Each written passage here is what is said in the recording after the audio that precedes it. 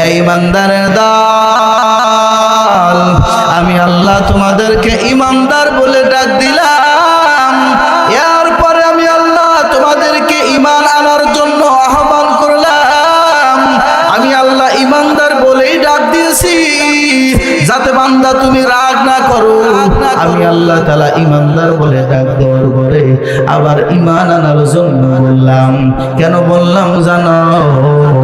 কারণ তোমরা যারা ঈমান আনয়ন করেছো, এখনো যারা মিথ্যা ছাড়তে পারো নাই, যারা গীবত ছাড়তে পারো নাই, যারা এখনো জিনা ছাড়তে পারো নাই, যারা এখনো সুদ ছাড়তে পারো নাই, যারা এখনো পর্দায় চলতে পারো না, এই সমস্ত ঈমানদারদেরকে আমি আল্লাহ এই সমস্ত সব কিছু বাদ দিয়া আমি আল্লাহ ঈমানের দাওয়াত দিলাম।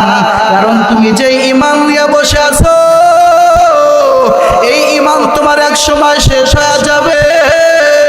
আজরাইল আলাইহিস সালামের ধাক্কা যখন মারবে গো, তখন তোমার নরমাল ঈমানটা ভাঙ্গিয়া যাবে রে ভাই।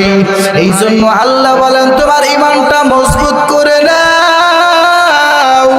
তোমার ঈমানের নৌকা দিয়া তোমার পাড়ি দিতে হবে কবর, তোমার ঈমানের নৌকা দিয়া তোমার পাড়ি দিতে হবে ফুলসিরাত, তোমার ঈমানের নৌকা দিয়া পাড়ি দিতে হবে হাসরের ময়দান, তোমার ঈমানের নৌকা দিয়া তোমার বিভিন্ন ঘাটি পাড়ি দিতে হবে, তোমার ঈমানের নৌকা দিয়া মিজানের ঘাটি তোমার পাড়ি দিতে হবে রে মুমিন। তোমার ঈমানটা যদি মজবুত না হয়, তুমি এত ঘাটি তুমি পাড়ি দিতে পারবা না। ওই আজরাইলের ধাক্কা যখন মারবে, তোমার নরমাল ঈমানটা শেষ হয়ে যাবে।